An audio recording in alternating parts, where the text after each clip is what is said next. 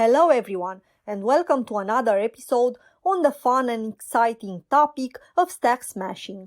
In the first two parts, we've seen how to enable and disable stack-related protections on the buffers. We worked out how Fortify protections work on risky functions prone to buffer overflows. And we've also played with GDB debugger and Ghidra for code analysis and function diffing. In this part, we'll dive into the stack smashing protection checks to understand how they are implemented. We won't go into bypassing them now, but this is definitely a fun topic. Feel free to research it. I'll compile again the same sample application we've used so far, without the Fortify protection flag, but we'll keep stack protection on. Let's see. I have written here some variations of the command line with or without various flags. Application successfully compiled. Now we can import it into Ghidra for analysis.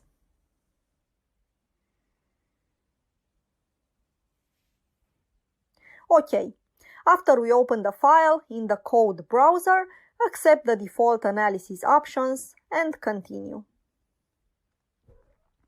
Then we'll navigate directly to the main function. If you remember the previous episodes, this is the code that takes care of the stack protection. The local _28 variable we see here is actually the buffer, the destination of our copy function. Rename it. Next, the value from a memory location is copied into local _10 variable. I will rename this stack guard. It will be clear in a moment why. If we check the layout of the stack of the main function, we can see that it's actually the first variable on the stack. This is important. It is assigned in the beginning of the function, then checked just before the end, after the operations on the buffer that could corrupt the stack have been performed. If the values of stack guard are the same, the return from main has not been overwritten. If they coincide, the function terminates normally, otherwise it will fail with the error we've seen in the previous episode. Very important to note that the value from this memory location is generated randomly and assigned by the operating system, more precisely by the loader. We cannot control this variable and we cannot guess it either. Although we can see its value while we're running the program, that's not that useful. Let's practice dynamic analysis and see how we can view the stack cookie using LLDB debugger.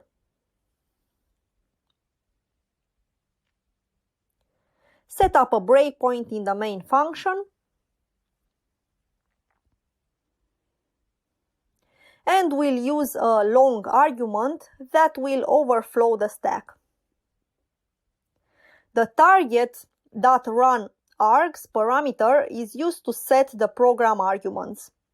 The string length is longer than the size of the buffer, so we have an overflow.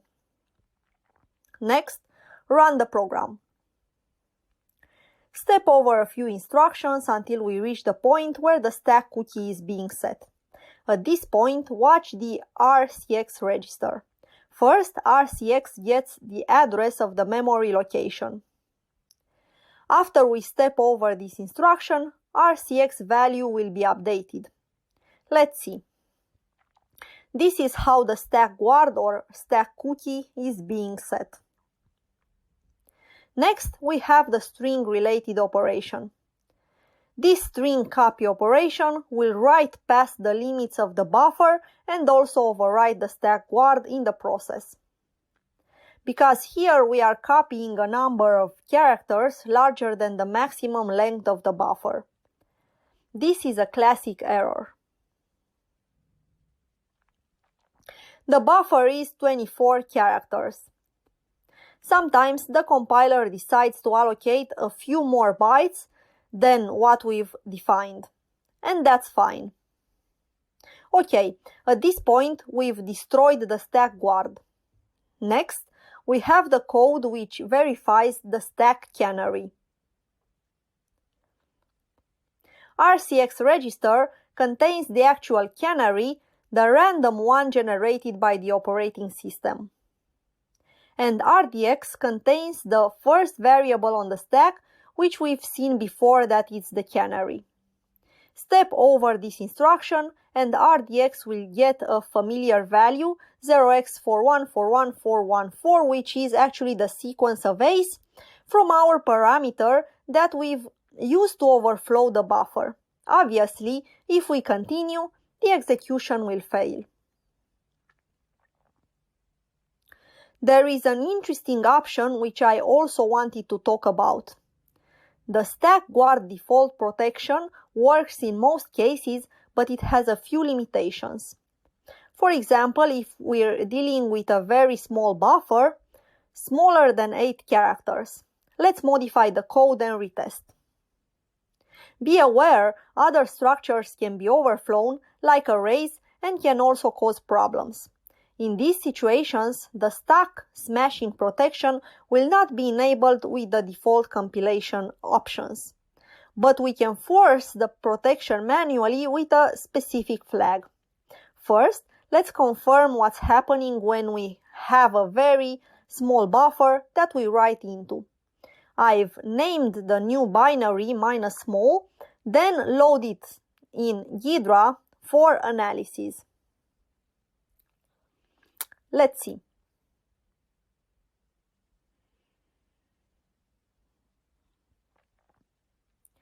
Open the code browser.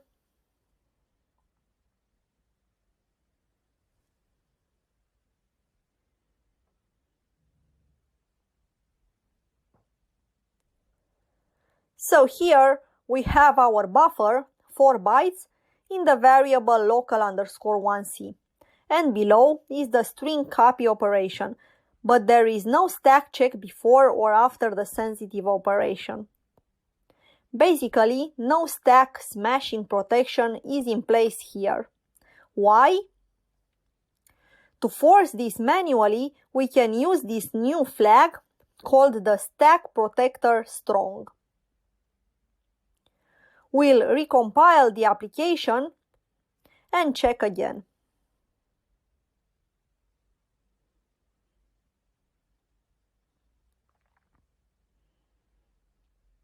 We kept the same small buffer to make sure that the new flag is working as expected.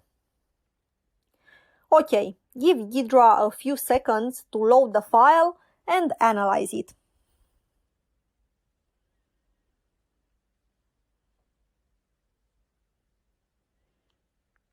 Then go again to the main function.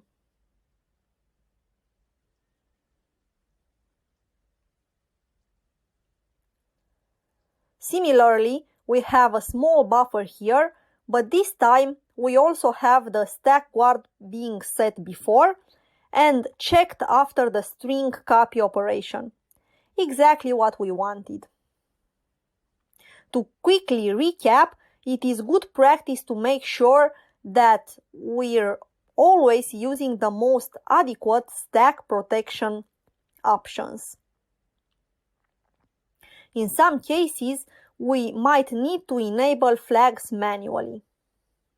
If our code deals with structures and functions that can cause overflow.